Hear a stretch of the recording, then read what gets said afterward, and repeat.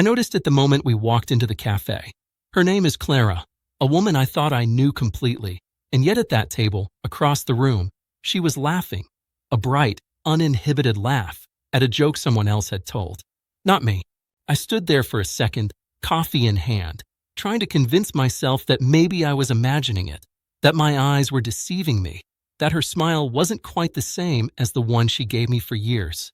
But it was.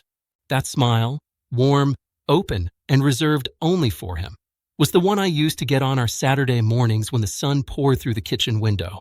That one, for someone else. I'm Elliot, 38, and I've been married to Clara for 12 years. 12 years of shared routines, inside jokes, long nights discussing everything from finances to the absurdity of office politics. We've traveled together, fought together, made countless little promises we whispered only to each other. And yet, here I was, feeling more invisible than I ever had in my life.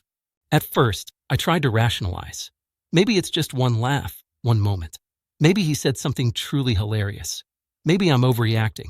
But as I stood there, sipping my coffee that had long gone cold, I couldn't shake the image.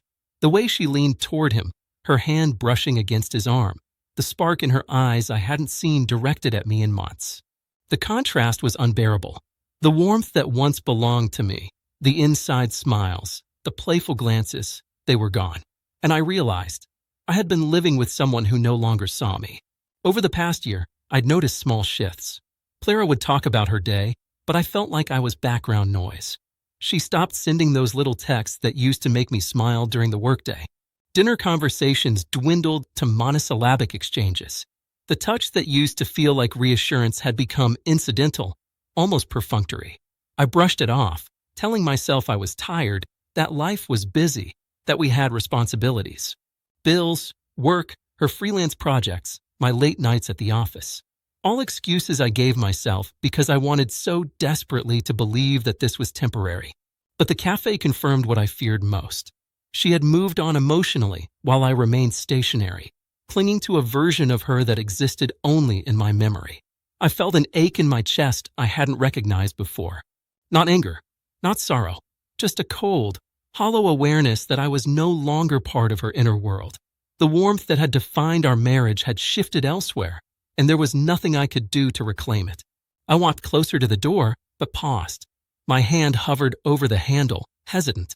Memories flashed. Our first apartment in Brighton, the time she surprised me with tickets to Edinburgh Castle for my birthday, the lazy Sunday mornings spent curled up with coffee and newspapers. Those moments were vivid, visceral, and yet here they were, colliding with the stark reality of this moment. She smiled at another man, a man who hadn't shared the trials and small victories of 12 years with me. And I realized that love, once mutual, could become asymmetrical in ways I hadn't imagined. I stepped outside, feeling the cold wind against my face, and for the first time in years, I felt untethered. There was no dramatic argument, no shouting, no pleading, just me, my thoughts, and the door I had chosen to step through. I walked to my car parked a block away. My fingers trembled slightly, not from fear, but from the clarity that comes when you finally see the truth without sugarcoating. I was done chasing a love that had quietly deserted me. As I drove through the quiet streets of Oxford, I let my mind wander, replaying the small moments that led here. The evenings she forgot to reply, the subtle avoidance of intimacy, the little dismissals I had ignored. Each instance was a brick in the wall that had grown between us. I had been building a life with someone who no longer wanted me in her daily reality. And as painful as that realization was, it was liberating in its honesty. I thought about confrontation, about demanding answers, about making her see what she was doing. But then I remembered something my father once told me. You can't force someone to see you.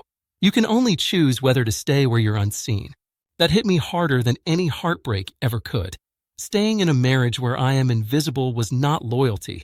It was self-neglect. By the time I returned to my apartment, I had made up my mind. I started with small actions, my personal space, my routines, reclaiming evenings I had given up for her absence.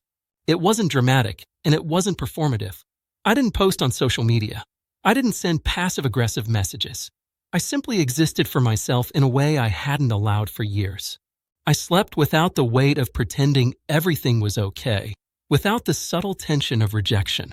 For the first time in a long while, I felt present in my own life. Days passed. Clara reached out. Text messages, calls, little attempts at casual conversation. But I remained composed. I responded politely, but maintained distance. It wasn't cruelty.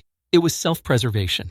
I had learned that the power in invisibility was in recognizing your own worth and refusing to allow someone else's choices to define your self-esteem. I met my friend Harrison for coffee one afternoon, and I told him everything. He nodded, not with judgment, but with quiet understanding. "You saw it before it got worse," he said. "You gave her every chance, and when it didn't work, you left with dignity." That struck me. It wasn't about revenge.